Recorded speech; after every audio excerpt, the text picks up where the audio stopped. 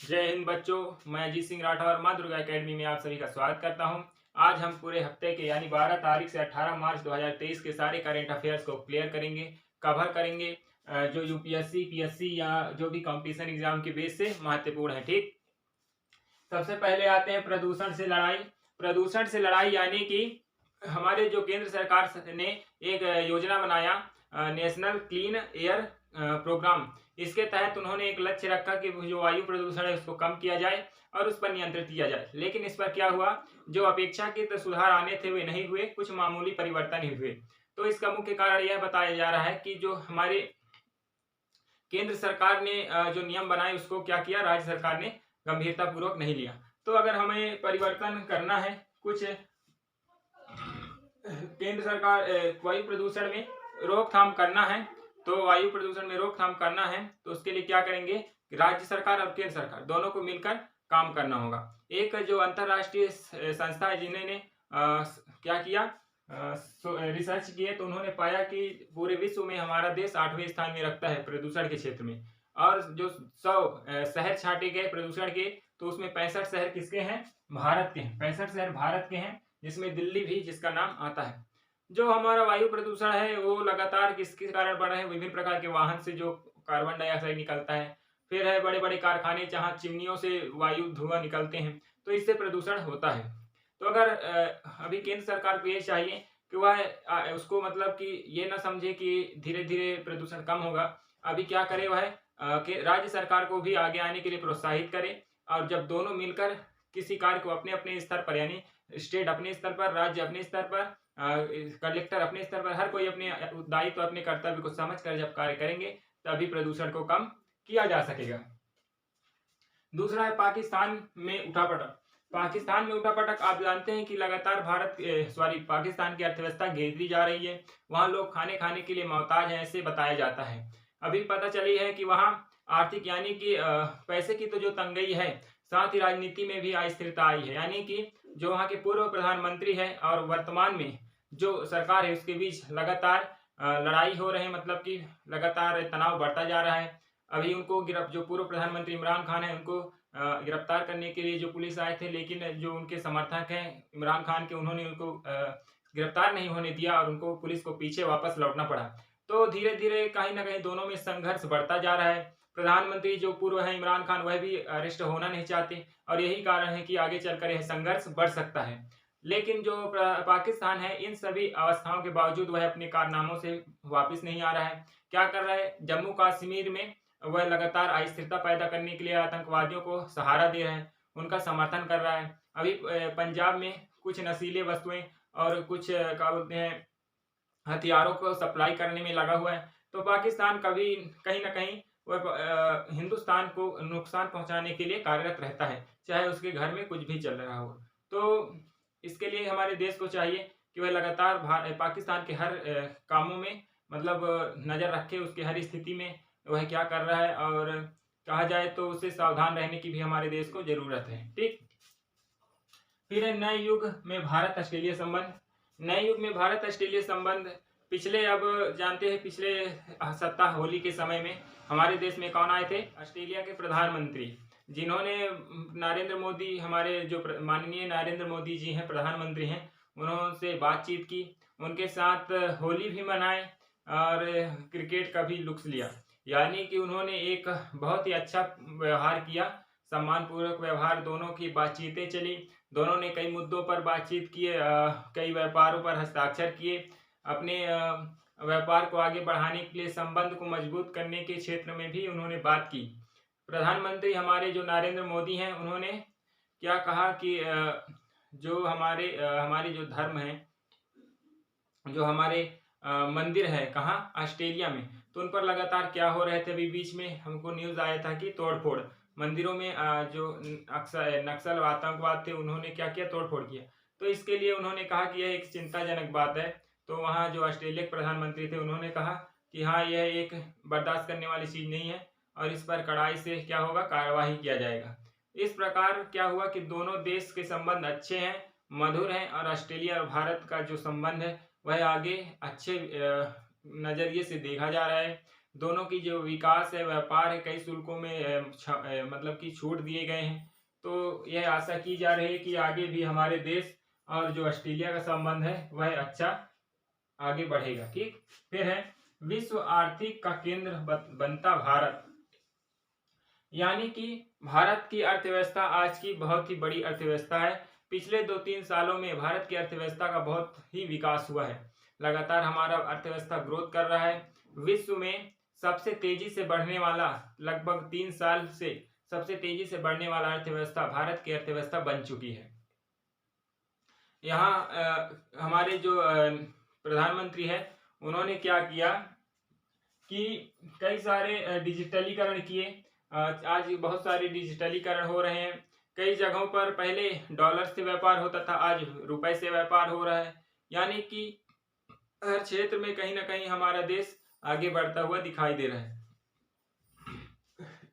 आर्थिक क्षेत्र से पहले क्या करते थे, हमारे देश में हर चीज चीन से मंगाया जाता था। तो हमारे देश ने क्या किया, हमारे जो प्रधानमंत्री नरेंद्र मोदी ने, उन्होंने 14 ऐसे उद्योग चुने जिन पर उन्होंने कुछ पैसे लगाए और उन्होंने प्रोत्साहित किया कि आप हर एक चीज जो चीन से मंगाते हैं यही उत्पादन करने की कोशिश करें, सहायता सरकार करेगी।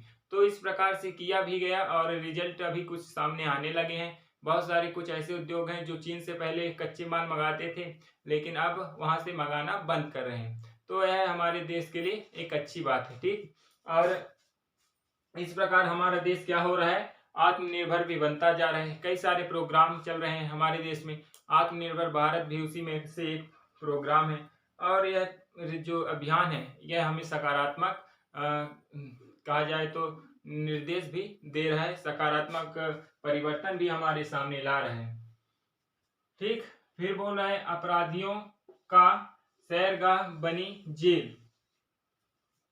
पिछले समय से दोस्तों कुछ हमें न्यूज देखने को मिल रही है कि जो हमारा जेल है उसमें जो सख्तीकरण है उसमें कमी आई है। जेल का उद्देश्य क्या होता है, जो समाज में लगातार अपराध कर रहे हैं, जो समाज को हानि पहुंचा रहे हैं, ऐसे लोगों को क्या करना है, जेल में बंद करके उन्हें सुधारना है। उनको अगर वह अपराधी है तो अपराधी सुधार करके उन्हें फिर पहले जैसे इंसान बनाना है।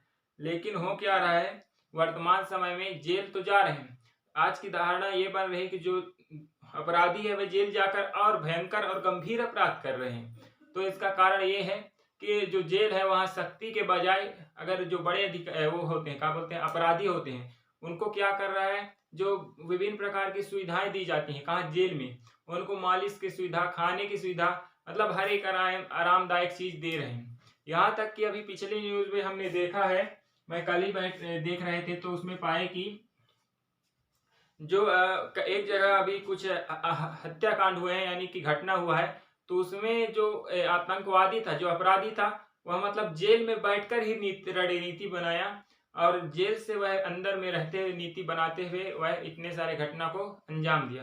तो कहीं ना कहीं यह हमारे लिए अच्छी बात नहीं, हमारे देश के लिए संकट का समय और सोचने की बात है कि अगर कोई अपराधी अगर जेल में रहकर अपने कार्य को अंजाम दे सकता है तो उससे जेल की जो उद्देश्य है, जेल बनाने के उद्देश्य है, वो कहीं ना कहीं निरर्थक हो रहा है। तो हमें चाहिए कि इस पर भी हमें कड़ी कानून बनाए जाए और ऐसी जो गलतियां हैं उनको दूर किया जाए। संस्थागत सुधारों का सही समय। आज हम 21वीं सदी में प्रवेश कर रहे हैं। कहाँ कर रहे हैं, यानी कर चुके हैं 21वीं सदी में। हर चीज डिजिटलीकरण हो रहा है, हर चीज अपने सीमा से आगे बढ़ रहा है, हर विकास प्रगति की ओर है। तो क्या होता है, पहले क्या, अब जैसे कोई अपराध किया तो कई गरीब है तो वह क्या करता है, वह जिंदगी उसकी कट जाती है पेशी लड़ते लड़ते। यानी उसको न्याय मिलने की अपेक्षा जो रहती है, जो भारत से जो उसको न्याय चाहिए था सरकार से, वह कहीं ना कहीं कुछ समय बाद दम तोड़ने लगते हैं और वह पैसे तो ना होने के चलते वह केस हार जाता है। कहा भी यह भी जाता है कि अगर जो न्याय सालों बाद मिलती है तो अन्याय से भी बड़ा अन्याय होता है।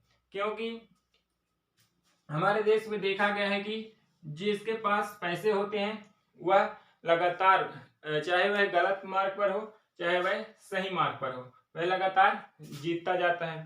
उसके पास कई देखा गया है ना कि कई भारत के कई एक बड़ी जनसंख्या के पास खाने के लिए रोटी नहीं है, सोने के लिए मकान नहीं है, पहनने के लिए कपड़े नहीं। लेकिन एक छोटी सी ऐसी भी समुदाय है जिसके पास हर एक आरामदायक चीजें हैं, हर एक अय्यासी की वस्तुएं हैं, जो जितने के जिसके पास खाने के नहीं उससे ज्यादा वह फेंकता है। तो यह हमारे देश की बड़ी विडंबना है जिसको हमें दूर करना है।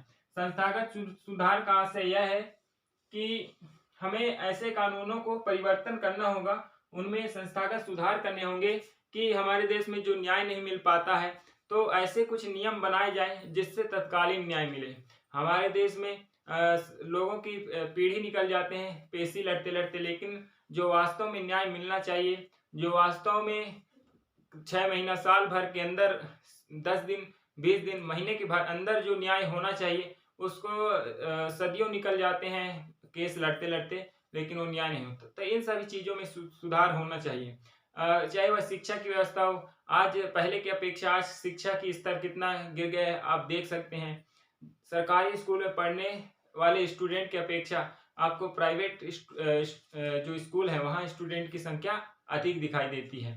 तो ये सब चीजें आज के समय में शिक्षा की जो नीतियां हैं, शिक्षा की जो दृष्टि, शिक्षा के क्षेत्र में जो नियम है उनमें सुधार होने चाहिए, न्याय की व्यवस्थाओं में सुधार होने चाहिए। बहुत सारे ऐसे संस्थाएं मतलब कि ऐसी संस्था है, ऐसे क्षेत्र हैं जिनमें सरकार को एक बार पुनर्विचार करना चाहिए, उन पर सुधार करने चाहिए जो न्यायपूर्ण हो। तो यह एक बड़ी अभी के क्षेत्र में, अभी करंट के क्षेत्र में एक बहुत बड़ी मुद्दा है। फिर आगे बढ़ेंगे। अधिक आक्रामक होता चीन। चीन और भी आक्रामक होता दिख रहा है। उसने क्या ताइवान को स्पष्ट रूप से क्या कहा है, जो वहां की प्रधानमंत्री है उन्होंने कहा कि चीन ने कहा है कि ताइवान अपने आप शांतिपूर्वक आत्मसमर्पण करके चीन में विलीन हो जाए, नहीं तो जो चीन है वह शक्तिपूर्वक उसको अपने में विलीन करेगा। तो यह कहीं ना कहीं भारत के लिए, अमेरिका के लिए, जापान के लिए और बहुत सारे ऐसे देशों के लिए विचार का मुद्दा है, संकट का समय है, जो चीन के साथ जिनका संघर्ष होता रहता है। जो चीन है वह भारत के भी कई क्षेत्रों को अपना क्षेत्र बताता है, जैसे अरुणाचल प्रदेश, सिक्किम, इधर के जो कई गांव है उसको चीन अपने नक्शे में दिखाता है।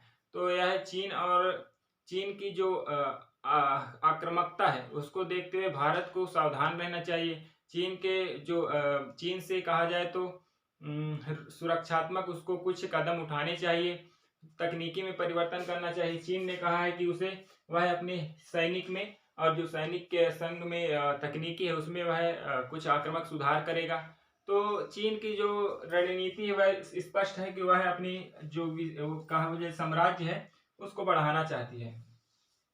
तो भारत देश को चाहिए कि वह उसके आक्रामक व्यवहार से बचकर रहे और उससे मतलब एक ऐसी अपनी अभियान चाहे, एक ऐसी अपनी भी जो प्रतिरक्षा है, क्षमता है, उसको बढ़ाए ताकि समय आने पर वह चीन से मुकाबला कर सके। क्योंकि चीन की कभी भी चीन से विश्वास नहीं किया जा सकता, क्योंकि एक समय ऐसा भी था जब चीनी हिंदी, हिंदी चीनी, चीनी भाई भाई बोला जाता था, लेकिन कुछ ही समय में, कुछ ही मिनटों में वह नियम टूट कर रह गया। ठीक, तो आज जो हमने करंट अफेयर्स कवर किए हैं उनमें 12 तारीख से 18 मार्च 2023 के करंट अफेयर्स हैं, जो कंपटीशन एग्जाम या फिर जनरल नॉलेज के बेस से बहुत ही इंपॉर्टेंट है। जो जैसे कि UPSC, SSC, PSC, RRB, other competition exam, ऐसे सब्जेक्ट जो मतलब कि अपन कंपटीशन एग्जाम की तैयारी करते हैं इनके लिए जरूरी होता है। तो हमने आज को टोटल 7 करंट अफेयर्स कवर किए हैं। फिर अगले हम सप्ताह, आज ही के दिन शनिवार को, फिर पूरे हफ्ता के करंट अफेयर्स को कवर करेंगे। फिर कल हम, आज क्या है, शनिवार है, कल होगा रविवार, कल एक मोटिवेशनल वीडियो के साथ फिर मिलते हैं। तब तक के लिए थैंक यू, जय हिंद।